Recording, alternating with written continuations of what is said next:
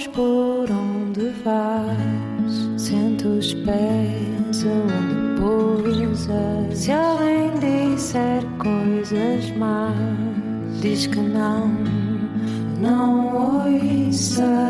Vê a beleza das pequenas coisas, a beleza das pequenas coisas, a beleza das pequenas coisas, a beleza das pequenas coisas. Uma conversa com Bernardo Mendonça. 7 segundos é quanto basta para criar a primeira impressão. E é quanto basta para que algumas fiquem consigo para sempre. Como um momento em que se apaixonou por algo realmente belo. As sensações, os detalhes, as possibilidades. Ou como um instante em que vir pela primeira vez o DS7, Edition France, forjado na mais pura elegância francesa. Como quando entrar a bordo e se envolver com o interior em alcântara preto, com pormenores em dourado e carmim. Uma experiência absolutamente única. Descubra a nova Edition France em dsautomobile.pt. Bastam 7 segundos. Olá, bem-vindas e bem-vindos à segunda parte da conversa com o médico pediatra e escritor Mário Cordeiro. Depois, no final da primeira parte, termos ouvido um áudio surpresa do seu filho mais velho, Pedro Cordeiro, meu colega, editor da secção internacional do Expresso e professor de Ciência Política no Colégio Moderno. Bom, Mário, um comentário antes de mais, antes da pergunta, sobre este olhar do filho, o filho mais velho, que fala do Mário como um homem movido a paixões. Identifica-se? Identifico-me com esse maroto. Gostei muito do que ele disse e acho que ele acertou, ou pelo menos, enfim. Eu tentei realmente, acho que sempre uma tentativa de ser um bom pai, seja lá o que isso for. Não é? O que é ser um bom pai? Olha, é tentar ter tempo para estar com os filhos. Tempo é uma palavra mágica, não é? Sim, isso tentei sempre. E que falta em muitas casas. Tempo, como ele aliás fala, inventar coisas maluqueiras, canções completamente disparatadas, estar na galhofa. Às vezes discussões, e aí o Pedro tem razão, eu defendo as ideias e com muito entusiasmo.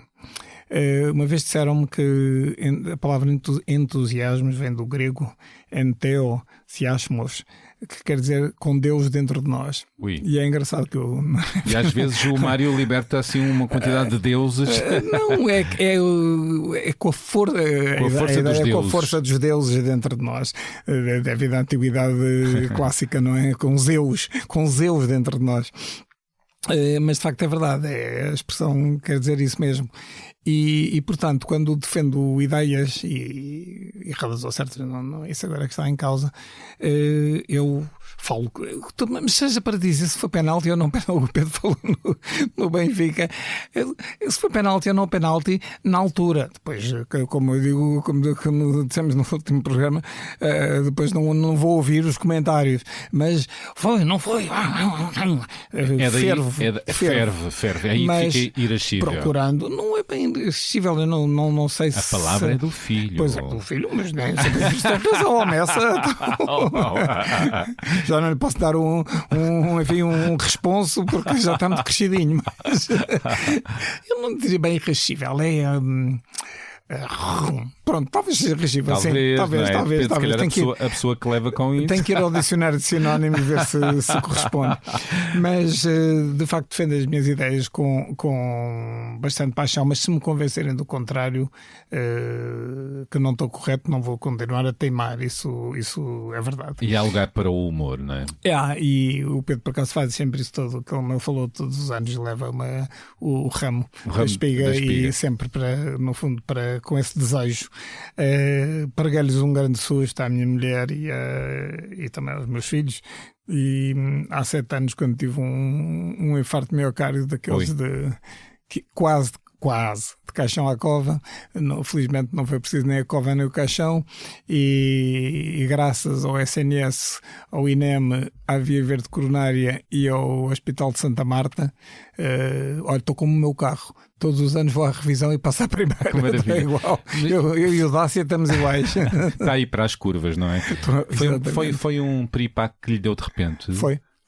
Como é que foi? Eu tinha o colesterol alto, já sabia, é familiar. Isso, e olha, até foi uma coisa. A história até. Olha, é como o Pedro disse, às vezes a gente faz. Eu gosto de fazer chalaça das coisas, gosto imenso de trocadilhos, porque gosto muito da língua portuguesa e acho que a língua portuguesa permite, às vezes, divagações e coisas. E daí ele ter referido que às vezes estamos uma boa gargalhada, porque estamos na brincadeira, disparatamos o que é muito salutar. E então foi um dia em que comemorávamos o nosso aniversário de casamento. A minha mulher estava a trabalhar e eu, era como uma quarta-feira, tirava as quartas-feiras para escrever, para não fazer nada, pronto. E designadamente para aprender violino. Foi uma coisa que eu estudo piano, mas houve uma altura em que a Catarina ofereceu-me um violino e eu nunca tinha pegado. Imagina, nunca tinha pegado num violino, pegado mesmo. Eu que vou a tantos concertos, estou envolvido na música, nunca tinha pegado num violino, assim umas coisas estranhas. Peguei no violino e tal, e depois, passado um tempo, comecei a aprender violino, porque é dificílimo, mas gostei imenso. E então estava a praticar violino, tinha passeado o cão, estava eu e o cão, ainda era a minha cadela anterior, e a dada altura falei com a minha mulher e eu disse, olha, como estás a trabalhar, eu vou ver aqui um restaurante para, sim, giro que seja um restaurante cozy para irmos jantar, para comemorar a data. Ok, já te telefono. Pronto. Nessa altura parece que se sentou um elefante em cima de mim, uma náusea, uma coisa indescritível, nem enjoo, é uma coisa ainda um nível superior. E a sensação de morte iminente. Sentiu isso? Completamente. Não é a sensação um dia de morrer, ou se calhar daqui a bocado vou morrer. É eu vou morrer agora, ponto. Passa a vida pela frente. Essa acho ideia que não, de filme. mas foi a sensação de morte iminente. Eu vou morrer, pronto. E agarrei-me ao cão. E continuo, isto agora já é, enfim, crença, mas que foi agarrar-me àquele animal que suguei um bocadinho da vida dela, da minha cadela. Na altura era uma cadela, e imediatamente pronto, acionei as coisas e liguei. Interessante uma coisa que foi rastejei, porque tive mesmo rastejei, porque eu não me aguentava em pé, porque estava sozinho em casa, não é? Abri a porta da rua, porque pensei, se os bombeiros ou a polícia ou alguém vier, pelo menos não tem que arrombar a porta, porque poupa-se tempo. Arrastei-me até ao telefone, então enquanto estava com o telefone fixo a chamar o auxílio médico, liga à minha mulher e ela, então, já escolheste o restaurante? Ui. Eu estou a ter um infarto. Ai. E a pensar assim, e ela disse, estás a brincar? Eu, não, quer dizer, para brincadeira era assim um bocadinho idiota, não é? Ela apanhou o susto que se calcula, não é? E lá avisou o Pedro e o resto dos meus filhos. E pronto, e lá veio ter comigo. Já depois fui para Santa Marta, houve 2 intervenções cirúrgicas, lá me safei. E o SNS salvou, não é? E o SNS foi impecável. De maneira que é assim. E em relação à pergunta do Pedro, concretamente à pergunta do Pedro, que tem um lado interessante, que supostamente achava que ia morrer cedo. Tinha esse fantasma. Eu acho que as pessoas às vezes põem coisas na cabeça que não têm explicação racional. E vou dizer como é que surgiu. No dia em que eu fiz 10 anos, olha a idade da Amélia, justamente. No dia em que eu fiz 10 anos, estava todo radiante, não é? Faço anos em fim de outubro e havia sempre uma grande dúvida. Convidava amigos para ir estar comigo, tinha um jardim e a questão era sempre, se estiver a chover, estamos tramados, não podemos jogar futebol. Se tiver sol, era sempre em outubro, podia haver todas as hipóteses. De maneira que estava ali tranquilamente. Acordei, faço 10 anos, portanto ainda por cima passava para um número já de 2 dígitos. E de repente comecei a fazer contas. Vou ter no ano 2000, que idade é que eu vou ter? E de repente comecei a pensar, então, a idade que eu vou ter mais 10 que tenho, dava na altura 54. Então vou morrer aos 54. Me pergunto que matemática é esta, porque... Pois, e pareceu-lhe uma idade... Isso parece o teorema de Fermat, não é? E pareceu-lhe uma idade de alguém velhíssimo, não é? 54 anos, claro. 54 anos. E pronto, e sempre marquei, mas isto é tão... Quer dizer, não, é idiota, não é idiota? É para o pensamento de uma criança sobre a finitude. Mas é engraçado, porque tanto evoluída, cheio de ser criança, mas sempre pensei, pronto, que o 54 era a minha paragem. E gizei sempre um bocado a minha vida, e talvez daí também alguma pressa que imprimi à minha vida, da realização de coisas. Não sei se era causa, se era consequência, também já posso estar a confabular, porque aos 54 acabava, pronto. E talvez por isso também sempre tive, porque adoro a vida e adoro as pequenas coisas, justamente, comovo-me a contemplar as coisas mais pequeninas que possa haver. Pode ser um pássaro pousado, pode ser um cão a passar, pode ser o jacarandás. Olha, quando vinha para cá hoje, passei ali na 5 de outubro e havia uma mancha roxa ali junto à Avenida de Berne, uma coisa deslumbrante, que eu já vi, jacarandás, quer dizer, é bem desde nasci quase. E desvanece-me sempre. E, portanto, a minha resposta é assim.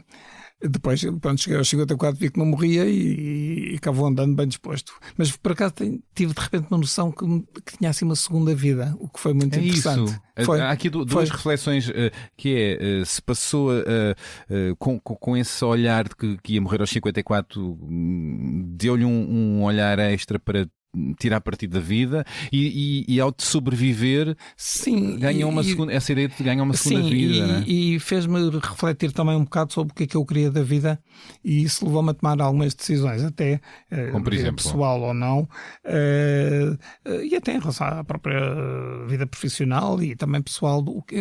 Foi um interrogação que já tinha tido antes: o que é que eu quero da vida? Pronto, que nós às vezes devíamos pensar, não digo todos os dias, não é? E abrandou? Foi aí que passou a abrandar? Não foi só abrandar, foi de facto pensar, estou contente assim ou não, o que é que eu quero, o que é que posso fazer? E em relação a isto, da angústia essencial que me acompanha, pronto, eu gosto muito, muito, muito, muito da vida. E portanto a ideia da finitude da vida não me assusta, como o Bernardo disse. É evidente, ninguém gosta da dor e da decrepitude e da demência. Claro. Ninguém gosta. Mas sei que um dia vou morrer, como em princípio, até prova em contrário, de onde assumi uma tranquilidade grande em relação a isso. E eu acho que há 3 hipóteses perante uma angústia existencial, ou seja, que no fundo se resume assim: eu gosto tanto de viver, que a ideia que a vida é curta, escassa e finita é um soco no estômago. No estômago, no rim, no baço, no fígado, dentro dos órgãos. E como dar a volta a isso? A idade tem-lhe ajudado? Tem, porque eu refleti que há 3 hipóteses. Ou fico aqui de braços cruzados à espera que a senhora da foice venha. E isso eu não tem tempo, não tem agenda? Não dou para isso, exatamente, não dou para esse peditório. A segunda hipótese é bulimia. Vou viver agora, comer a vida. Beber, comer, não sei. Não, eu não quero ler todos os livros do mundo, porque provavelmente 2/3 dos temas não me interessam nada. Eu não me interessa nada a mecânica de automóveis. O meu mecânico de automóveis acho bem que saiba do assunto. Eu não quero saber. Portanto, só isso. Não quero ver todos os filmes, não quero ir a todos os países. Não quero estar em todo lado ao mesmo tempo. E por isso a terceira hipótese é, e aí sim, eu acho que tenho conseguido evoluir, que é ser mais criterioso, ganhar graus de liberdade, ser às vezes possivelmente menos politicamente correto nas escolhas que faço. Ou seja, as pessoas com quem estou, as situações a que vou para lá, enfim, às vezes fazem-se alguns fretes inerentes à vida social, bolas, mas aprender a dizer não e a escolher os momentos, eu acho que é muito importante. E ser e estar, quando... Ser e estar, porque às vezes perdemos tempo, como de facto o Rimbaud escreveu, par de délicatesse, j'ai perdu ma vie, com tanta cerimónia, para agradar aos outros, consumimos-nos. Demorou uma vida, uma boa parte da vida, a aprender isso? Ou a praticar isso? fui desenvolvendo, mas sim. E aí arrependo de não ter mais cedo a dizer não a certas coisas. Por exemplo? Sei lá, mesmo nas minhas relações, compromissos. Eu sempre fui um bocado tímido. Venci a timidez através de fingir que tudo isto é uma peça de teatro. Eu sou apenas um ator, e se não gostarem, atirem fruta podre ao dramaturgo, ou ao realizador, ou ao encenador, a quem quiserem, mas não ao ator. O ator está só a desempenhar, coitado, de uma peça. Se a peça é má, a culpa não é do ator. E por isso foi a única maneira que eu tive de vencer a minha timidez horrível, que me prejudicou realmente bastante na infância e na adolescência. E a determinada altura fazia cerimónias mais, e comecei a ver que de facto não havia necessidade. Mas ainda tenho um problema que assumo, que é às vezes alguma dificuldade de expressar sentimentos. Daí na intimidade, sim, eu verbalizo. É engraçado porque considero isto não é uma autoelogia, mas que domino bem a língua portuguesa, mas tenho alguma dificuldade em expressar verbalmente algumas coisas.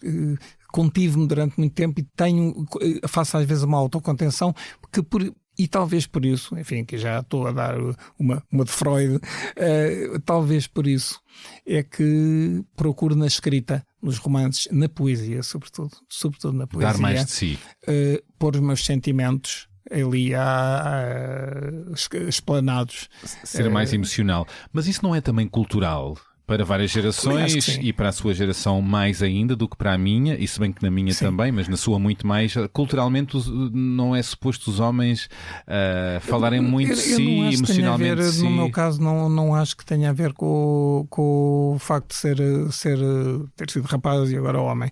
Não creio que seja isso. Acho que tem mais a ver com uma outra coisa. É temperamento próprio, não é? Claro.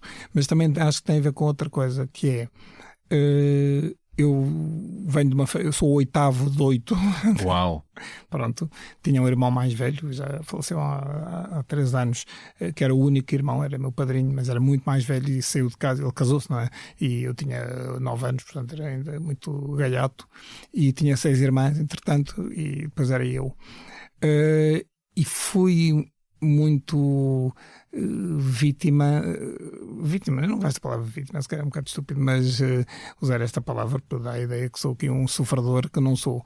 Mas pronto, aconteceu, vamos dizer assim, os olhares críticos de 6 pessoas em cima de mim, uns mais, outros menos, de controle. Às vezes diz que o mais novinho é levado ao colo, é o queridinho da família. Eu não tive essa experiência.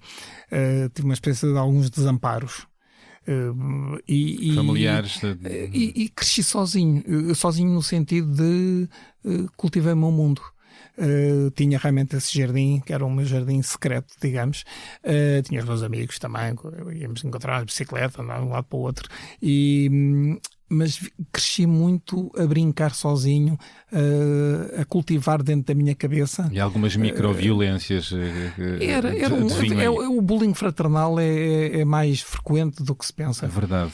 E foi de tal maneira. E deixa marcas, não é? Deixa marcas. Olha, fez uma coisa que foi, e isso está provado cientificamente que acontece. Não estou agora a culpar ninguém. Os meus irmãos, olha, já 4 deles, infelizmente, já morreram. Isto não é um exercício de culpabilização a posteriori, mas a verdade é que, por exemplo, o bullying fraternal causa uma coisa que é a diminuição da hormona de crescimento e leva a insónias, e as insónias é que levam à diminuição da hormona de crescimento, e daí eu só cresci não é só no sentido de estatura, só tive barba, só me transformei em adolescente, nem digo homem, adolescente, aos 17 anos na faculdade. Eu, durante todo o liceu, era assim, caganito, era um miúdo minúsculo, imberbe na verdade da palavra, tímido, o que também motivou algum bullying liceal. Portanto, também no liceu. Era, porque havia o grupo, eu andava no Pedro Nunes e havia o grupo dos meninos, todos filhos de ministros do antigo regime, era assim uma coisa um bocado. Alguns depois, mas tive também muitos amigos no liceu, felizmente, e agora retomei com uma série de amigos até. E o que é engraçado é que eu ia para a faculdade, entrava lá e ouvia sempre a mesma piada, que era: ó Cordeiro, vens ter com o teu irmão mais velho? Era sempre a piada, como se eu fosse assim, um miúdo de liceu. A criança. Pronto. E isto, obviamente, prejudicava as relações até pessoais e afetivas. Eu sempre achei que era marginalizado, não sendo, mas que nunca me atreveria, sei lá, a olhar para uma rapariga alguma vez. E eu ali, um miudeco, depois de repente cresci. Pronto. Atrasou um pouco tarde. Algum crescimento, eu não é? cresci aos 17, 18 anos, o que de facto já é tarde. Pergunto-lhe já, depois desta partilha, que agradeço, o facto de ter-se especializado em pediatria foi também para curar a sua criança? Sim. Olha, por um lado, houve vários fatores. Por um lado, o meu pai era pediatra e eu sempre habituei muito à pediatria. Quantas vezes estávamos a almoçar ou a jantar e o telefone, aqueles telefones pretos de massa, estava sempre a tocar de minuto a minuto e o meu pai dizia: então está com o quê? Com isto, com aquilo, e nós já nos deitávamos a adivinhar. O pai vai dizer para tomar este xarope ou aquele ou aquele. E tinha essa referência do pai. Sempre. Depois, o facto de, como o meu irmão era mais velho, a minha primeira sobrinha nasce quando eu tinha 10 anos. Portanto, habituei-me, tenho 20 e tal sobrinhos e sobrinhos netos, então já são mais que sei lá o quê, várias dezenas, de onde habituei-me desde sempre a ter miúdos da família também por perto. Finalmente, eu acho que houve aí uma tentativa de reparação. Uma reparação de tentar descobrir e mimar a criança, que não tenho problema em assumir isso, porque não culpabilizo ninguém. Mas em especial a criança maltratada que foi, de certa maneira. Tipo, desamparada. Maltratada não, desamparada por um lado talvez. Acho que é mais a expressão. Maltrato pode dar uma ideia de... Mas as microagressões são sim, acabam por ser, se formos a ver, sim. E deixam marcas também. E se digo isto é porque às vezes, sobretudo entre irmãos, e também se calhar de pais para filhos, não? Das relações interpessoais, como muito bem diz, as pequenas coisas podem deixar. E eu tenho tido às vezes reflexão, até de coisas agora já na idade adulta, já com esta idade, às vezes exatamente por ter alguma incapacidade de expressar aquilo que sinto. E o Pedro aí tocou nesse ponto e começa a dar-lhe alguma razão no uso da palavra irrascível. Talvez seja uma maneira de eu estar a dizer a mim próprio: não consigo expressar o que estou a sentir e, portanto, vem da frustração, não é? Pois, e aí tenho aprendido muito, e quem tem ensinado muito também tem sido a Catarina, a minha mulher, porque é uma pessoa que, de facto, fala das coisas. Ela, se tem uma coisa a dizer,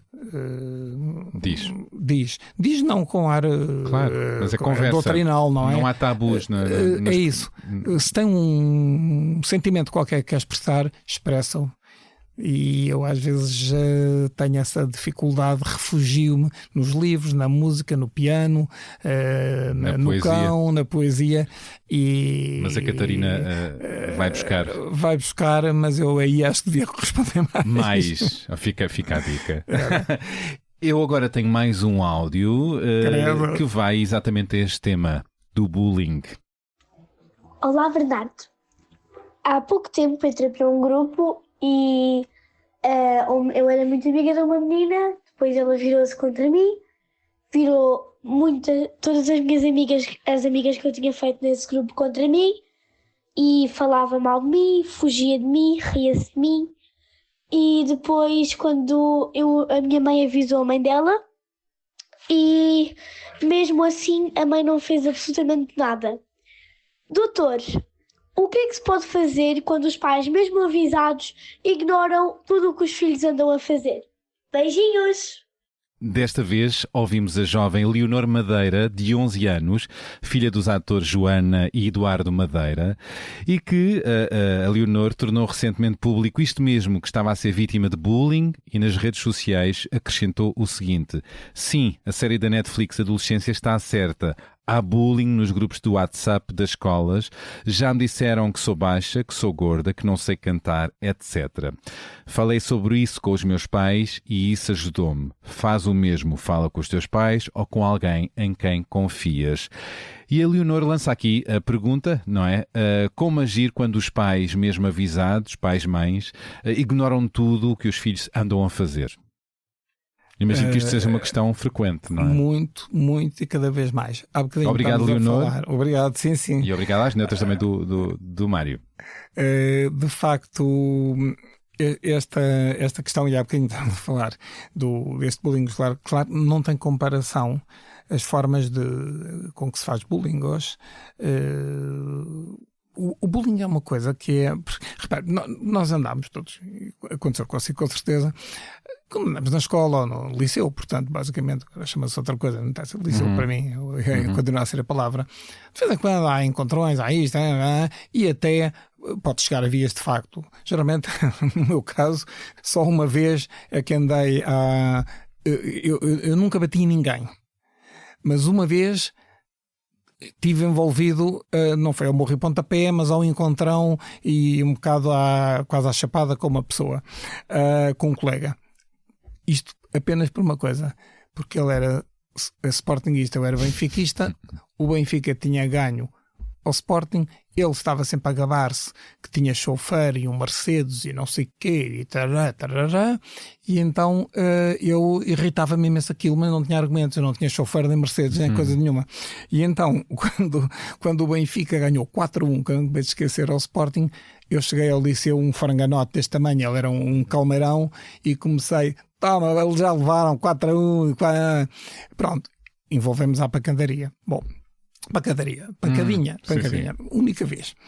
Mas era geralmente coisas assim, discussões com o futebol, outra. Mas o bullying e o cyberbullying de agora é diferente, porque o bullying não é assim uma pancadaria ocasional entre duas pessoas. Isso não é bullying. Bullying é uma perseguição constante de uma ou mais pessoas. Às vezes é um grupo, claro.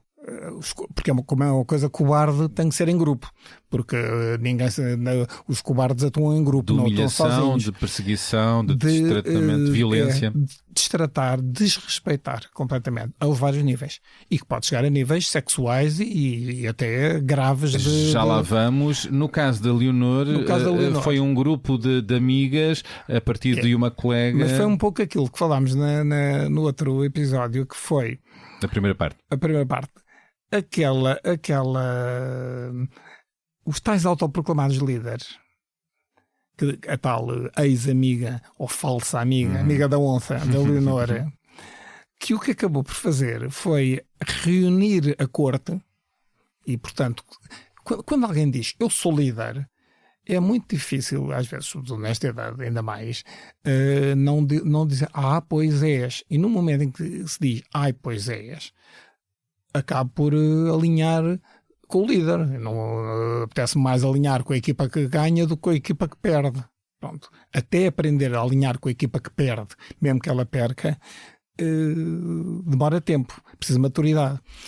E foi isso, as amigas começaram a rodear a líder e a enxutar a Leonor, que era ali um corpo estranho, indesejado, e que tinha que ser, olha, como há bocado falámos, os judeus na Alemanha ou outra coisa qualquer, os botes expiatórios do assunto. Tem que sempre haver alguém. O esquema é o mesmo. O esquema é o mesmo. Para se sentir poder, há sempre alguém que poste tudo de lado. O poder exerce sempre sobre alguém. O poder perverso de alguém, seja maus tratos em casa, seja violência doméstica, seja maus tratos a idosos ou crianças ou pessoas com deficiência. E importa valorizar isto, dar voz. A Leonor é uma ótima comunicadora e felizmente conseguiu falar com os pais. os pais falaram, ou a mãe falou com os respectivos pais mas da outra rapariga, não é? Quando os pais não valorizam. Nomeadamente os pais da outra criança, não é? Que não valorizaram. Mas pelo menos que os próprios pais valorizem. Pois. Eu acho que os pais têm que não é acreditar em tudo o que os filhos dizem, porque os filhos também podem manipular, claro, e também podem mentir, mas é dar algum crédito. E sobretudo uma coisa, quando uma criança se queixa de alguma coisa, a setora hoje fez-me uma pergunta difícil. Isso, obviamente, é uma coisa que a cara a cá não vale a pena estar a dar muita conversa. Quando se trata assim de uma coisa que causa sofrimento, e eu acho que pais atentos, com tempo para ouvir os filhos, para estar com os filhos, apercebem-se de sinais de sofrimento. Pode ser uma má interpretação de alguma coisa, mas está a causar sofrimento. E se causa sofrimento, tem de ser esclarecido. Valorizado. Se não forem os pais, os professores, alguém que dê apoio nesses casos. Neste caso, os pais da criança agressora não valorizaram. O que é que tem a dizer sobre isto? Sobre pais que... muitos pais, mães, poderão achar que a sua criança é um poço de virtudes. O que é que importa? Também refletir quando alguém diz, atenção, que a tua criança fez isto. A verdade, cada vez mais, eu acho que posso dizer cada vez mais, às vezes não gosto de comparar coisas porque faltam os dados científicos, mas aqui atrevo-me a dizer, cada vez mais pais, em vez de dizer o meu filho é fantástico, dizem que fantástico pai eu sou de ter este filho. Pois. Fantástico, seja nas notas, seja na ginástica, seja nos cavalos, seja lá onde for. E a reflexão é por aí. E ao reconhecerem o meu filho agrediu verbalmente ou fisicamente alguém, estão-se, em vez de atuarem pedagogicamente, estão a achar o que ela está a dizer que eu sou um mau pai. Pois vêm-se como espelho, então defendem-se. Os filhos é uma forma de narcisismo, que é os filhos serem o nosso prolongamento e terem que fazer aquilo que a gente quer, os pequenos clones, e serem um espelho em que nos vemos. Ora, é evidente que os filhos, nós queremos o melhor para os filhos, não é? Ainda bem que temos orgulho quando eles fazem coisas boas, mas também temos de ter essa distância de corrigir e não confundir comportamentos com pessoas. Mais, até eu digo sempre aos pais, quando nas consultas e tudo, quando chega aquela idade de fazer birras e coisas assim, e vocês nunca digam, não gosto de ti, és feio, qualquer coisa, não digam isso, porque isso é arranjar um defeito de caráter, é uma rejeição. Nessas alturas em que a criança está a fazer uma birra de todo tamanho, o que há que dizer, ou até agressiva, ou quer morder, ou quer bater, ou assim, o que há que dizer é: tu és querido, do verbo querer, não é? Tu és querido e eu amo-te muito. Pois. Agora, não penses que podes me bater, ou podes me insultar, ou outra coisa qualquer. Claro. E se continuas assim, vais ali para o fundo, que bates nas moscas, mas não bates em mim. Mas deve sempre reforçar, tu como pessoa estás acima de qualquer suspeita. E rebaixar o teu comportamento. Claro, o comportamento é uma coisa à pessoa, é outra. E rebaixar com defeitos é que não. É horrível. Nós podemos mudar comportamentos, mas não podemos mudar pessoas. Queria perguntar-lhe se lhe chega ao consultório outros tipos de bullying relatados nestes tempos e que surgiram na série Adolescência da Netflix, imagino que viu, nomeadamente esta lógica de grande violência e machismo com as raparigas, os incels, que têm como grandes referências influências como Andrew Tate, portanto este tipo de bullying que pode, como falámos, ter vários graus, poder chegar até à violação. Este tipo de questões já lhe chegaram ao consultório? Sim, acho que há coisa, não muitas semanas, tive um caso de uma rapariga de 14 anos em que foi um amigo dela, não sei se era namorado ou não, ou se queria ser namorado, não sei, esses contornos já não sei, mas que resolveu chateá-la, pronto. Zangou-se com ela, ficou irritado, resolveu chateá-la.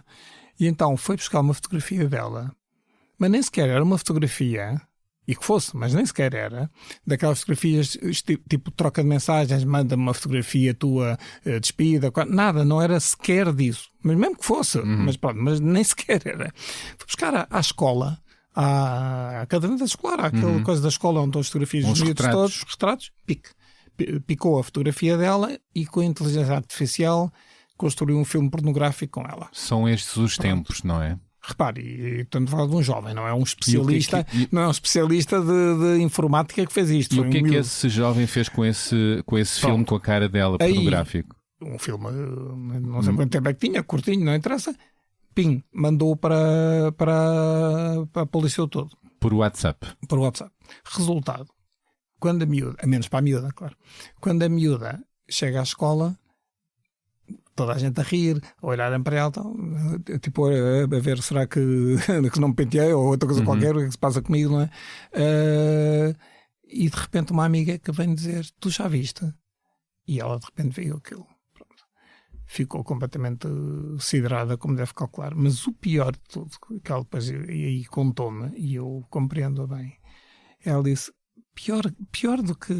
Quer dizer, a pessoa de repente ver-se a atriz, entre aspas, de um filme pornográfico não é propriamente assim muito simpático. Que idade é que ela... 14. Mas o pior de tudo foi que as pessoas passaram a olhar para ela, as colegas, e os colegas, com o ar de que... isto não foi fake, mas até se cá podia não ser. Com essa maldade. Se calhar é uma miúda fácil para porem isto assim. Repare de onde se tiram ilações e de repente se muda a perspectiva de uma pessoa que é vítima de uma coisa hedionda. Há uma cumplicidade do grupo, não é? Mas depois, curiosamente, a atitude da escola foi suspender o rapaz durante uns dias, pô-lo em casa, onde ele deve estar todo contente, deve ter ficado todo contentinho a fazer mais uns videozinhos. E o que é que eu punha-o a lavar as casas de banho da escola e a lavar as paredes dos grafites e a apanhar as folhas secas a bem da comunidade. Era o que eu lhe ia perguntar. Fazia-lhe bem. Qual seria a lição? Era limpar as casas de banho escolares. Já que ele gosta de uma coisa que eu não vou dizer o nome, mas começada por M, e é exatamente lidar com limpar isso. a latrina, não é? Limpar a latrina. Que criou. Justamente. E essa rapariga, como está? Depois, pronto, com o apoio psicológico, eu orientei e ela... Mas a conversa foi boa porque eu... Exatamente... Deu-lhe ferramentas, ajudou-a. Sabe que é muito difícil quando uma pessoa é vítima, desta forma tão violenta, é muito difícil deixar de se pensar como vítima. Como é que se faz para a pessoa sair desse lugar? É dar-lhe força. Foi o que eu tentei fazer. Eu dei-lhe força e disse várias vezes: tu és uma vítima. Não podes ser vítima de ti própria. Não te podes vitimizar. Senão estás a ser duplamente vítima. Isso é muito interessante. Foste vítima dos outros. Agora tens de ter força e, pelo contrário, tens de sair por cima. E mais, e até te permite fazer uma coisa que é desses. Porque não foram todos, não é? Não foi o liceu inteiro. Agora até te permite crescer de uma forma desagradável, mas dar um salto de crescimento e começar a ver se a Maria gozou contigo, já sabes o que a casa gasta. Quem vale a pena, não é? Exatamente. Quem é verdadeiramente humanas. Teu amigo. Quem é amigo, não é? Agora, há crescimentos que se tem que fazer, mas que se tem que fazer vagarosamente e não assim, de repente, com uma chapada dessas, não é? Claro que deixa marcas, mas importa arranjar ferramentas para superar. A violência interpares na adolescência é muito, muito grande. A violência no namoro, por exemplo, é uma coisa também é outra realidade, não é? E normalizada. Um estudo na Universidade do Minho, e muito um estudo amplo em Portugal todo, mostrou níveis de quase 50% de violência no namoro.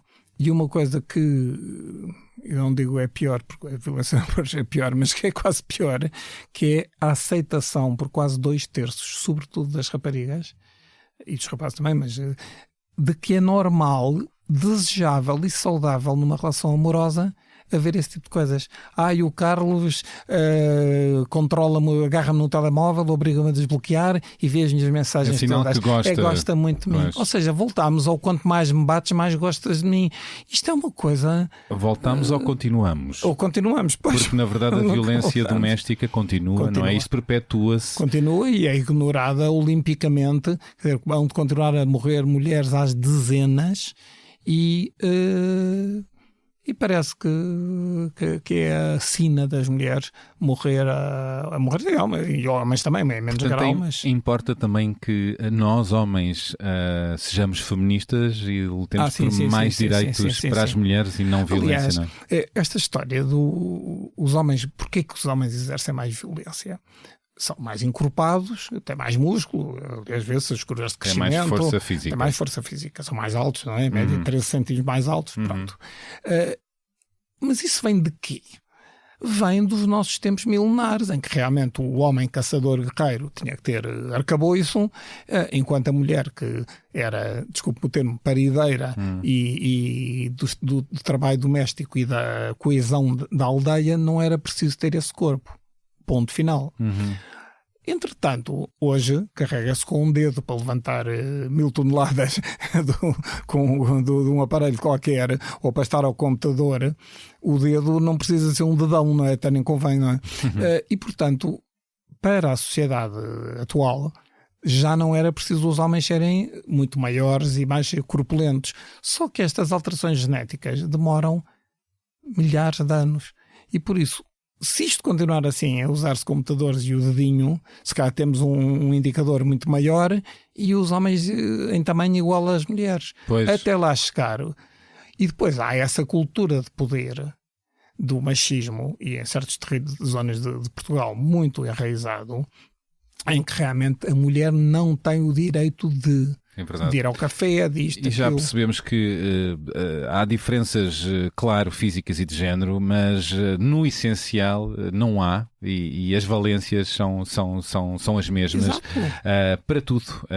Aliás, uma boa coisa para tudo o mercado de trabalho digno, não é? Das muitas boas coisas dos movimentos feministas foi exatamente permitir aos homens libertá-lo. Libertou as mulheres em muitas coisas, não em tudo, não é? Ainda ganham menos que os homens em média, mas pronto, é uma realidade, não é? Injusta, que tem que ser corrigida e que também não se percebe porque é que não é corrigida. Outra coisa que eu não percebo, que isto num decreto de lei se quer resolver isso, mas é curioso, porque realmente os homens sofreram uma libertação, que é poderem estar mais tempo sem vergonha, estar mais tempo com os filhos, estar mais tempo em casa, lavar a louça e não ter que ser às escondidas. E não ser às escondidas ou não? Eu vivi em Inglaterra e em Inglaterra lavava a louça quem estava à mão, homens e mulheres. Às vezes tínhamos jantar com amigos e às vezes iam as mulheres, às vezes iam os homens. E poder exercer a paternidade, não é? Exatamente. E quando eu contava isto, quando eu contava isto, e estamos a falar dos anos 80 e tal, cá em Portugal, eu digo, não, chega e lá, assim como eu também sempre lavei a louça quando era preciso. Ora, eles diziam assim, pois, porque os ingleses são todos maricas. Era a resposta que tinha. Pois. O lavar a louça, que era no fundo era tido como não masculino, não é? Não masculino. Porque culturalmente tudo muito enviesado. Felizmente já avançámos muito.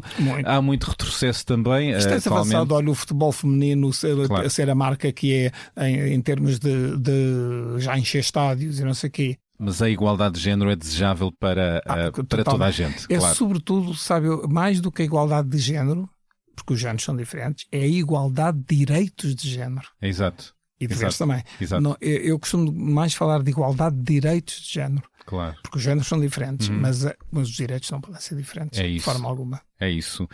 Tenho mais 2 áudios, vou pô-los logo de seguida e depois quero um breve comentário. Olá, eu sou a Francisca e tenho 12 anos. Francisca, o que é que queres perguntar ao Dr. Mário, querida? Dr. Mário, porquê é que nós, crianças, ficamos tão estressadas antes do teste? Tens mais alguma coisa? Tenho. Queres perguntar?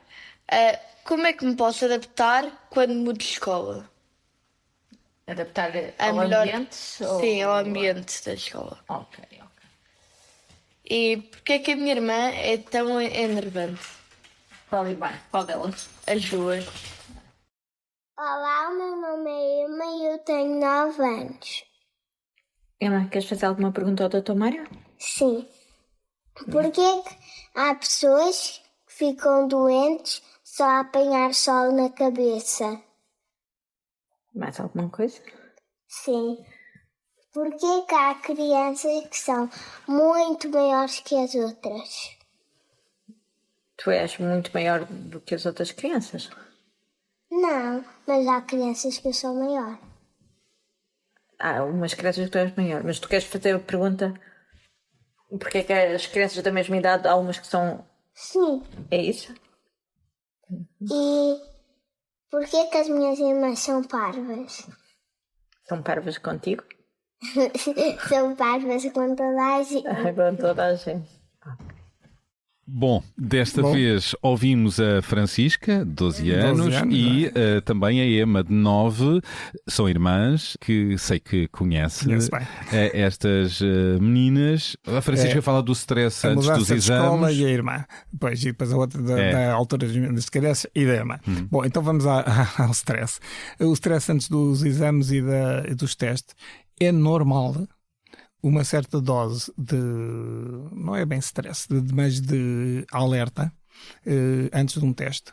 Isso, o animal que somos, independentemente da nossa vontade, tem um sistema nervoso que me faz agarrar neste copo propositadamente, mas tem outro sistema nervoso chamado autónomo, que é exatamente autónomo da vontade e que me faz, por exemplo, agarrar no copo e se o copo estivesse a ferver, largar o copo antes mesmo de pensar. Eu não ia lá estar com os dedos, epá, está quente, posso ficar sem dedos, não ia, largava logo. São, portanto, duas coisas diferentes.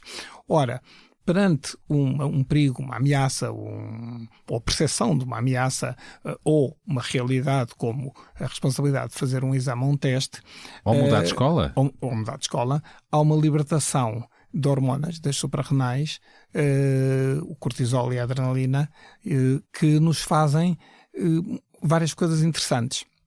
Por exemplo, numa altura de um teste, em que eu preciso ter o meu cérebro cheio de sangue para poder responder bem, fico com a pele branca porque não tem grande interesse estar cheio de sangue na pele. Branca, suada, as pupilas fixam-se, o coração bate mais depressa para mandar mais sangue para o cérebro, respira-se mais ofegante, pronto, tudo aquilo que nós dizemos que estamos estressados, mas que é preciso para o animal foco, fixar. O superfoco. É o superfoco fixar, não a presa neste caso, mas o exame. Quando isso é feito uma dose moderada, ajuda-nos porque realmente, enquanto estamos ali, até pode estar a acontecer barulho no corredor que a gente não dá por isso. A performance é melhor. Se isto ultrapassa níveis elevados de cortisol e adrenalina, o animal entra em disrupção, não consegue já focar e começa a entrar em helicóptero, o que é mau. E na mudança de escola, a boa maneira de adaptar é pensar como uma oportunidade. Por um lado, hoje, os amigos que ficaram na escola anterior, que às vezes, coitados dos amigos. Hoje, com os meios de comunicação que há, os amigos podem continuar a ser amigos, podemos continuar a combinar coisas com eles e até se calhar de uma maneira mais evoluída, não é preciso estar todos os dias com os amigos. Nós não estamos, eu nem o Bernardo estamos todos os dias com os nossos amigos e não deixam de ser amigos. Alguns até vivem no estrangeiro, só os vemos de quando em quando. Portanto, não é preciso estar com os amigos sempre. E por outro lado, também pensar que uma nova escola é uma oportunidade de conhecer novas pessoas. Claro. E que se é muito bom ter alguns amigos, a vida não é um Facebook com 5.000 amigos. Interessa cada vez mais, à medida que se cresce, ir reduzindo e selecionando, ser mais crítico em relação aos amigos, de forma a que eles não sejam uma catadupa, mas que sejam realmente bons amigos. Bons amigos. É engraçado, fazendo uma viagem no tempo até à minha idade, ou eventualmente à sua, há uma queixa na malta mais velha que é não tem tantas oportunidades para mudar de escola, entre aspas, e para fazer novas amizades. Exatamente. Não é? Que é também necessário às vezes, não é? Ver mais pessoas, mais grupos. Não é? Às vezes é um dos problemas das escolas, é que é aquele grupo, por exemplo, então no primeiro ciclo, eu defendo que o primeiro e o segundo ano sejam a mesma turma, mas que depois haja ali um 50-50 para o terceiro e o quarto ciclo, para o terceiro e o quarto ano, para irem mudando se é sempre a mesma, mesmo, como é que dizer, rebanho, voltamos um pouco à questão. Sim, mesmo grupo, que claro. Vai durante não sei quantos anos, 12 anos não quase. Não é estimulado a... Não, é preciso contactar pessoas, às vezes as tais atividades extracurriculares permitem, por exemplo, encontrar até pessoas de outras idades, sei lá, se for para o boxe.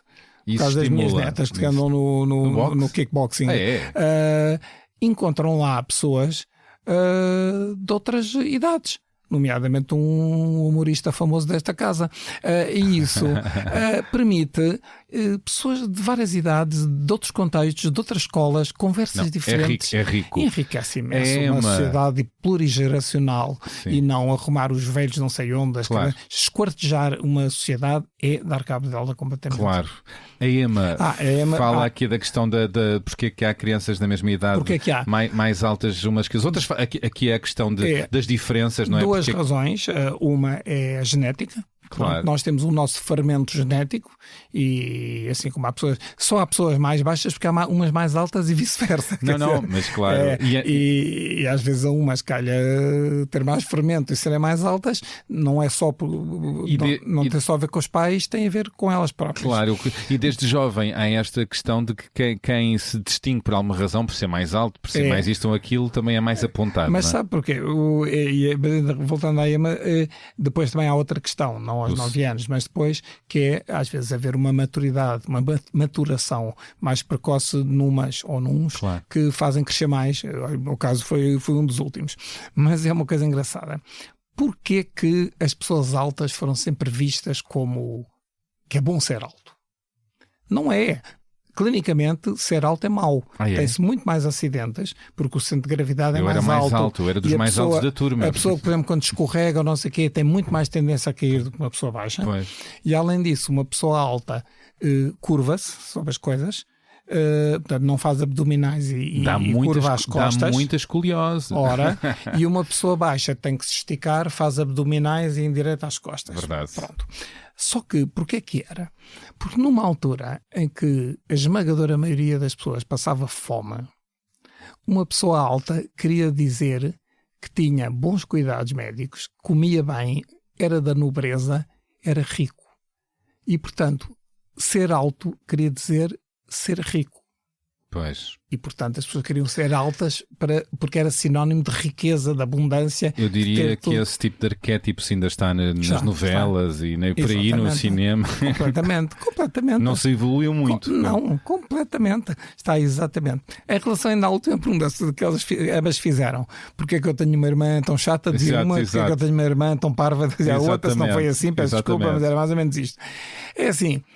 Porque irmãos é cão e gato. Exato. E desde que seja cão e gato com parcimónia não há problema. Faz parte. É assim, não podem passar uma sem a outra, mas depois quando estão juntas, há assim de vez em quando um vulcão que é um vulcão, vai para o teu quarto, não e aquela coisa que os pais ouvem, aquela palavra, eu pelo menos a mim fazia-me logo, punha-me os cabelos em pé, que era aquele para, assim como tu dás, que era quando se punham a discutir e aí é pôr ordem na freguesia, ponto final, e depois logo se vê as razões de cada um. Ordem na casa. Quando é que os pais, as mães, devem intervir nas questões de discussão dos filhos? Quando é que Três razões. Quando há violência, enfim, não é só o encontrãozinho, mas quando já há violência grossa. Seja física ou psicológica. Sim. Segunda coisa, quando há injustiças evidentes. Isso é importante na educação, não é? Exatamente, uma injustiça gritante. Claro. E a terceira coisa, quando a cabeça dos pais está quase a estalar e é meninos, parem, mas não quero saber, cada um para o seu lado. E daqui a bocado já analisamos a questão, porque às vezes os pais também estão já com uma cabeça claro. Ainda havia a pergunta do sol na cabeça. Do sol na cabeça. Realmente há pessoas que têm enxaquecas e dores de cabeça para apanharem sol, daí isso é recomendável. Claro, um chapéuzinho não faz mal à saúde. Não faz mal. E já agora aconselho o livro, não sei se o Mário leu, O Sol na Cabeça, de Giovanni Martins, um escritor. Não, por acaso não. O título é mesmo esse, eu já o tive no podcast e é um belíssimo, belíssimo livro. De um jovem já não tão jovem, já tem 30 e tal anos, e portanto cresceu na favela, numa das favelas mais famosas do Rio de Janeiro, e fala de uma realidade expressiva no Brasil e no Rio de Janeiro, da população que cresce com o sol na cabeça. Ou seja, o cão não tem casota, senão tinha que forrar a casota do cão para mais livre. É verdade, Mário. Ele não tem casota, ele é o dono da casa. É verdade, Mário, é preciso um anexo, mais um anexo para mais livros. Por falar nisso, e já vamos aos livros, vamos dar música à nossa conversa. Vamos, sim, senhora. Que músicas é que nos trouxe? Tem o Ma Liberté? Ma Liberté, do Moustaki, mas cantado pelo Serge Reggiani, os dois I, Endal Pagani, todos eles fazem parte da minha adolescência e da minha vida. Todos esses franceses da chanson, eles e muitos outros. E uma liberté, porque eu acho que cada vez mais é preciso falar de liberdade. É sempre preciso falar. E liberdade não é só liberdade política, é a liberdade a todos os níveis, liberdade individual, liberdade relacional. As pessoas relacionarem-se com liberdade, o que implica relacionar-se com respeito e confiança. São duas coisas que estão associadas, porque todas as relações que não têm liberdade significa que há desconfiança, que há prepotência, que há um bocadinho de controleirismo, e eu penso que não deve haver que as relações tóxicas, relações tóxicas, justamente, que são terríveis. E portanto, essa é uma das razões. Aliás, aproveito para dizer que desse grupo todo, que inclui, sei lá, o Mouloudji, o Aznavour, uma quantidade brutal de cantores. É curioso que são todos imigrantes. O Moustaki veio da Grécia, o Reggiani de Itália, Carla Bruni de Itália também, o Mouloudji da Tunísia, o Pagani da Tunísia, o Aznavour da Arménia. Portanto, eu acho que, seguindo as regras do Sr. Dr. Ventura, não havia chanson, porque eram todos recambiados. Verdade. É bom a pessoa lembrar-se disso. É bom. E mais, muitos deles chegaram com uma mão à frente e outra atrás. Não foram artistas não eram artistas antes de chegar à França. Era uma senhora chamada Piaf e um senhor chamado Brassens que os acolheram, estimularam e ensinaram. Tudo pessoas que são ares frescos e boas cabeças e que nos ensinam através das suas canções. O Brel era belga. É verdade. E temos também Simon & Garfunkel. Sim, eu gosto imenso dessa música, American Tune, porque é engraçado que é uma música cujo tema de base eles foram buscar a Bach. Aparece que por sua vez Bach foi buscar uma canção tradicional alemã e aparece nas oratórias de Natal, aparece na Paixão segundo São Mateus e na Paixão segundo São João também. E é um trecho lindíssimo que depois Simon & Garfunkel cantam. Eu creio que trouxe a versão do famosíssimo concerto no Central Park e que no fundo é a história dos imigrantes. Os imigrantes que chegam, irlandeses, que vão no Mayflower, aquele navio que levou milhares de imigrantes da Irlanda para Nova Iorque e que se esperaram para Nova Inglaterra. E aí está, é mais uma questão que tem que ser falada, é a imigração. E já agora aproveito para aconselhar, enfim, não trouxe, há uma música escrita pelo Joe Dassin, canadiano, em 1971, que se chama Le Portugais, e conta a história. Eu recomendo vivamente que ouçam a música Le Portugais de Joe Dassin, porque conta a história do português que trabalha de sol a sol, que é repelido pelos seus camaradas franceses e que só quer ganhar dinheiro para ter pão e que só quer regressar a casa para descansar, dormir e recuperar do cansaço para no dia a seguir retomar tudo de novo. E será a vida Le Portugais. E será a vida de muitos imigrantes por cá também. E não se esqueçam de que os portugueses também já estiveram nessas andanças. E ainda estão. Muitos. E última música, temos uma bagatela de Beethoven, não é? É verdade. Se calhar um bocado esdrúxulo em relação ao resto, mas a música clássica faz parte da minha vida. E houve muito a escrever, a trabalhar em vários momentos. Eu no consultório a primeira coisa que faço é pôr um CD e a última que faço é tirar o CD. E adormeço também ao som de música, não exclusivamente clássica, mas sobretudo gosto muito de música clássica, gosto muito de piano. Que há uns anos voltei a ter aulas de piano e toco, e essa bagatela que é de Beethoven, não é de Chopin. O meu cão chama-se Chopin por causa do Chopin, mas esta bagatela é de Beethoven. É uma das últimas músicas que ele compôs, já, enfim, totalmente surdo. É de uma beleza incrível. E aprendeu a tocar. E foi um desafio que a minha professora me fez, que eu nunca pensei que estivesse à altura, e descobri, enfim, trabalhei muito e já consigo tocar e de facto fiquei satisfeitíssimo de eu conseguir tocar de fio a pavio e com a expressão beethoveniana que eu nunca imaginei que conseguisse. Bolas, a quantidade de coisas que tem aprendido nesta vida. O piano vários agora papéis. toco 1 hora por dia, mais ou menos. 1 hora por dia? Reservo mais ou menos esse tempo quando posso, porque para estudar, não é só tocar, é estudar. Estudo, compasso. Voltei outra vez aos bancos da escola, que me dá um gozo enorme de sentir, olha, que me põe à frente uma música que eu nem conhecia e que passado um tempo já consigo tocar. Isto dá-me um prazer enorme. É o prazer das pequenas coisas, olha. E dá horizonte, não é? Dá uma vida ampla, não é? Porque há sempre coisas novas para fazer. Há sempre. Temos sugestões culturais. O que é que sugeria? Temos uma exposição no Museu da Arte Antiga, não é? Sim, eu recomendo que visitem os museus habituais. Claro. Mas no museu tem lá aquelas peças do Bosch, não é? Nomeadamente. Exatamente. Eu acho que há 2 coisas, que os painéis de São Vicente, mas as tentações de Santo Antão de Hieronymus Bosch, que são uma coisa que vale a pena ir lá só para ver aquilo. Também acho. Para ver os pormenores inacreditáveis daquela pintura. Há sempre coisas novas que descobrimos, não é? Incrível. As personagens, os centenas de personagens dessa pintura maravilhosa. E depois tem aquele café lá embaixo, como sabemos, do Museu da Arte Antiga. Lindíssimo, com aquela vista fabulosa para almoçar, é lindo. É sempre uma boa sugestão. Música. Tem uma sugestão de o Requiem de Mozart. Sim, eu não gosto de dizer qual é a música preferida ou o livro preferido, depende das circunstâncias. Agora, há assim coisas que eu posso dizer que são transcendentes e que ultrapassam o concebível. E o Requiem de Mozart é fascinante. Ouvi-o há um par de dias na Gulbenkian e comove-me imenso. Comove-me às lágrimas. No final do Requiem, dei por mim a chorar.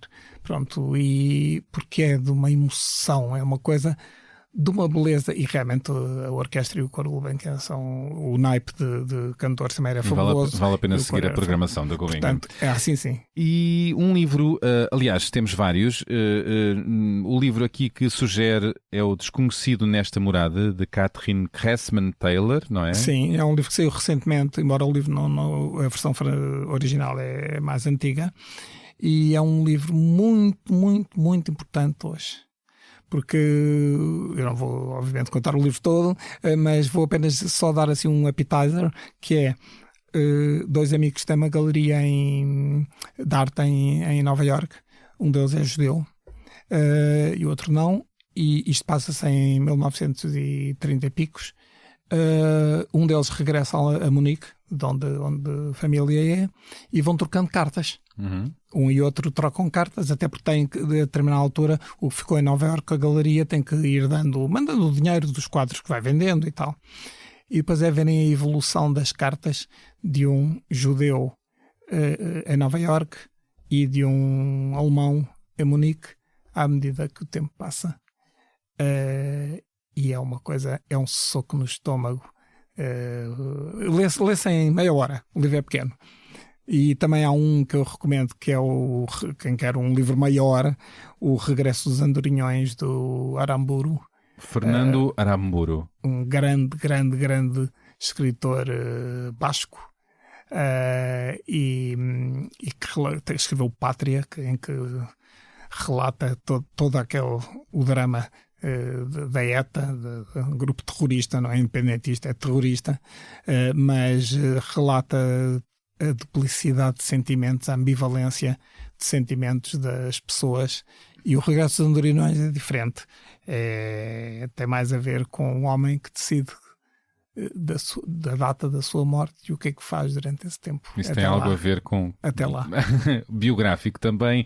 Não tenha decidido, mas tem algo a ver mas é muito interessante. Com o que falámos. Então, Desconhecido Nesta Morada, da Catherine Cressman Taylor, e O Regresso dos Andorinhões, de Fernando Aramburu. Tem também aí duas sugestões, uma delas sua, uma é do José Jorge Letria, que é A Vida Segundo Goya, não é? Exato. E tem aí também o Redemoinho, o seu último romance. Porquê é que trouxe esse do José Jorge Letria? Eu trouxe este porque eu faço coleção de livros, romances ou poesia sobre cães. Uhum. Porque fui descobrindo que de autores portugueses e de autores estrangeiros há uma quantidade brutal de livros que contam, não é livros de como se trata o seu cão, não é esse tipo de livros, é romances da relação dos autores, da Virginia Woolf, do Pérez Reverte, de N. Há boa literatura em que o cão é protagonista. O cão é o protagonista e a relação com o cão, e poesia também. E, portanto, eu trouxe este que é muito... Há o Cão Como Nós, de Manuel Alegre, que esse é muito conhecido. Fabuloso. Mas eu trouxe este, que é A Vida Segundo Goya, uma edição da Guerra e Paz. E Goya é o cão do Letria. E como o meu cão é o Chopin, achei que fazia sentido trazer o Goya para o lado de Chopin. E bem. E trouxe também o seu Redemoinho. O Redemoinho, que saiu agora, foi o meu último livro. Lancei dois, em um mundo de poesia, que se chama Só Eu e Tu e as Girafas, que é um livro de 100 e tal, 150 poemas, talvez, de amor e desamor. Eu gosto muito de escrever poesia com ritmo, versejante também, com rima, e de uma forma melódica. Preocupa-me muito a parte melódica, porque imagino a poesia como uma canção, como uma música, no fundo, e uma expressão de sentimentos, a tal que eu às vezes tenho alguma dificuldade em fazer ouvir cores. E pronto, e foi o Redemoinho. É um romance cheio de mistério e fica pronto, o convite para lerem. Já estamos a chegar ao final e eu repito sempre esta pergunta: a vida tem sido boa para si? Acho que sim. Não posso dizer que não, porque acho que não há vidas. Eu não acredito na felicidade como assim uma coisa suprema. Acho que a felicidade, para mim, em termos supremos, é mau. Está associado a É um mau filme. Se está assim, o filme é mau, não é? É para ver um sábado à tarde. Ou então porque se tomou alguma coisa e está-se numa tripa psicadélico, até ver lá de cima os trambolhões até cá abaixo. Pois, portanto, daí não sai. Acredito sim em que podemos cultivar graus de liberdade cada vez maiores na nossa vida, mesmo nas vidas apartadas, terríveis, que parecem clausuradas dentro de umas 24 horas terríveis. Acho que é perfeitamente possível imaginar um grauzinho de liberdade. Voltando, parece que eu estou a citar alguém tem um podcast que fala da beleza das pequenas coisas, não sei se conhece. Tem alguma ideia? Alguma ideia, vale a pena ouvir. Okay. Porque é exatamente isso, é cultivar os graus de liberdade das pequenas coisas, porque às vezes quando se fala com várias pessoas então o que é que gostava muito de viajar, sim, pois, quer ir às Maldivas ou ir aqui, ir lá, logo coisas megalómanas. E eu às vezes pergunto: conheço o Gerês, conheço o Douro, o Alentejo, sei lá, a região oeste, tanta coisa. Não. E está aqui a um bocadinho de distância. Vamos pelo possível. Não quer dizer que a pessoa não tenha sonhos e não possa fazer essas viagens, mas possível. Sim. Portanto, acredito que a vida pode ter momentos de grande felicidade. Outros são neutros, são cinzentos, não deixam de ser. Bege. E já agora o de infelicidade que sejam poucos. Exato. E os de felicidade que sejam mais felicidade mais intensa, e que é tanto melhor, havendo uma parte desses momentos que são apenas nossos, íntimos e solitários, que sejam também muitos os partilhados com alguém, designadamente alguém que se ama. Porque eu acho que a partilha de momentos com alguém que se ama multiplica. Não é só um mais um, é algo de transcendente. E é isso, no fundo, que nos fica, é a transcendência dos pequenos momentos somados. Que bem! Acabámos bem. E lanço a pergunta, já lançou várias ideias e pistas. A que pequenas coisas do dia-a-dia atribui interesse, beleza e tem gosto em dedicar tempo e atenção? Vida cada vez mais simples. Eu sempre fui muito despojado de coisas materiais, tirando os livros, mas mesmo assim procuro sempre em segunda mão, etc.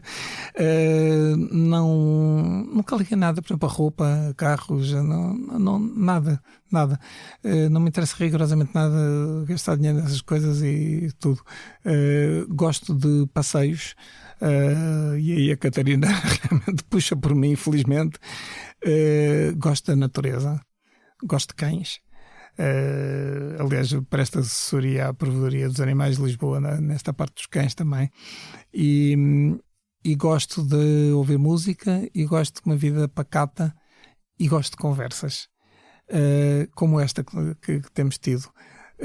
Sabe que isto pode parecer de uma jactância, se for mal interpretado, pode parecer arrogante ou jactante o que eu vou dizer, mas corresponde ao que eu acho e, portanto, pronto, como estamos hoje está tudo a falar de percepções. A minha percepção pessoal é que é muito difícil, não sei se cada vez mais ou cada vez menos, isso agora pouco interessa, mas que é muito difícil, pelo menos para mim, encontrar pessoas inteligentes, pessoas interessantes,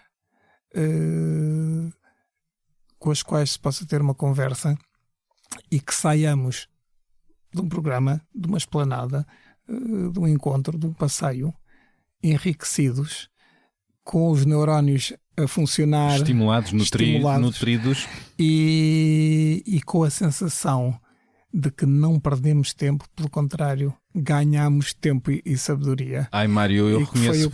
Obrigado. E reconheço-me tanto nesse desabafo, porque de vez em quando também sinto isso. Não é? Porque o tempo não é elástico, muitas vezes não é, e portanto e às vezes perdemos em situações e se calhar a idade ensina-nos a isso. Mas não estarmos em lugares que não nos acrescentam. Arrependo-me de algumas coisas ter resolvido demasiado tarde. E portanto recomendo que sem precipitações, que de vez em quando uma pessoa revisite a vida que tem e se questione, porque questionar não quer dizer obrigatoriamente dizer que está errado.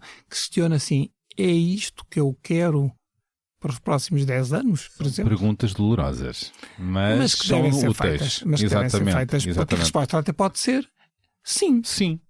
Claro. Não é obrigatoriamente logo destruir toda a machadada. Claro. Pelo contrário, é como uma parede que a pessoa diz: se calhar devíamos pintar esta parede outra vez, porque já pintámos há 20 anos. Ou pode valer a pena trabalhar, não é? Trabalhar as relações que existem. Obrigado, Mário. Nada, obrigado eu. Obrigado e até já. Até já, obrigado. E terminou assim este episódio com o médico pediatra e autor Mário Cordeiro, que falou aqui de tanta coisa sobre a sua vida, mas também refletiu e respondeu a muitas questões das jovens e crianças que falaram. No Expresso acreditamos que a literacia mediática é uma ferramenta essencial para formar cidadãos mais informados e preparados para enfrentar a desinformação, e por isso quisemos aqui também dedicar um espaço para as crianças, e eu quero alertar também para 2 projetos que o Expresso tem o Grupo Empresa, que é o Expressinho e o SIC Explica-me, que ajudam a construir uma sociedade mais esclarecida e resistente à manipulação. Convidei o Mário Cordeiro nesta semana que se assinala o Dia Mundial da Criança e convido jovens, crianças e graúdos a explorar estes sites e a descobrir como os meios de comunicação social podem ser uma ponte para o conhecimento, a ética e a diversidade. Precisamos todos de estar envolvidos nesta missão, não é? Com mais conhecimento, mais informação e mais discussão. Não é, Mário? Bastante discussão do ponto de vista debate, e debate não para martelar a cassete e querer convencer o outro das minhas ideias, mas pelo contrário, através da discussão das ideias, criar, porventura, uma terceira ideia que seja criativa, construtiva a partir do diálogo. A partir do diálogo. Porque ninguém tem a verdade absoluta na cabeça. Ninguém. Nunca na vida.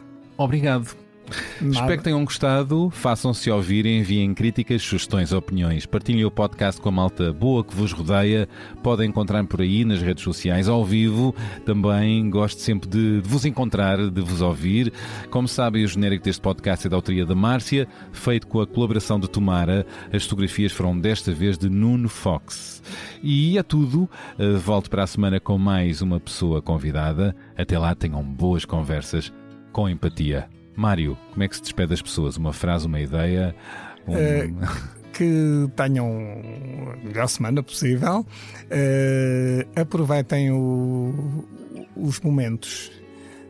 A vida é feita de momentos.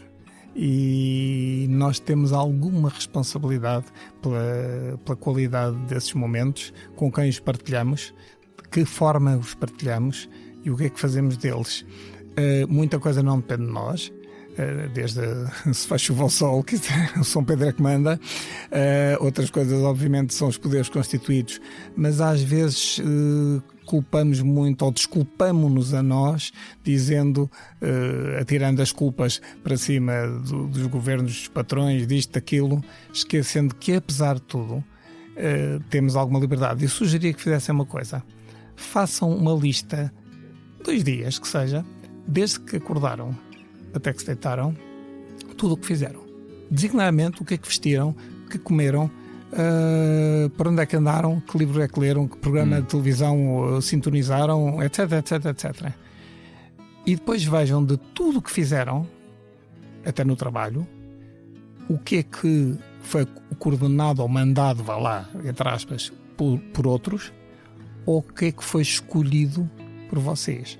E vão ver que no cotidiano temos muito mais poder de escolha do que pensamos, e o poder de escolher é a grande, grande, grande liberdade. Isso é que é a liberdade com L maiúsculo. Obrigado. E se calhar esta reflexão pode levar a mais espaços de liberdade e de escolha. Exatamente. Como o saber dizer que não.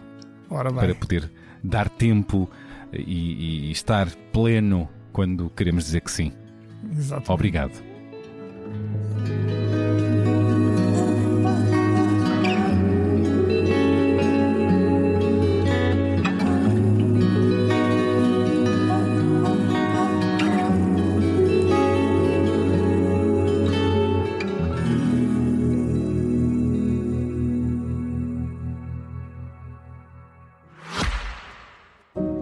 Sete segundos é quanto basta para criar a primeira impressão.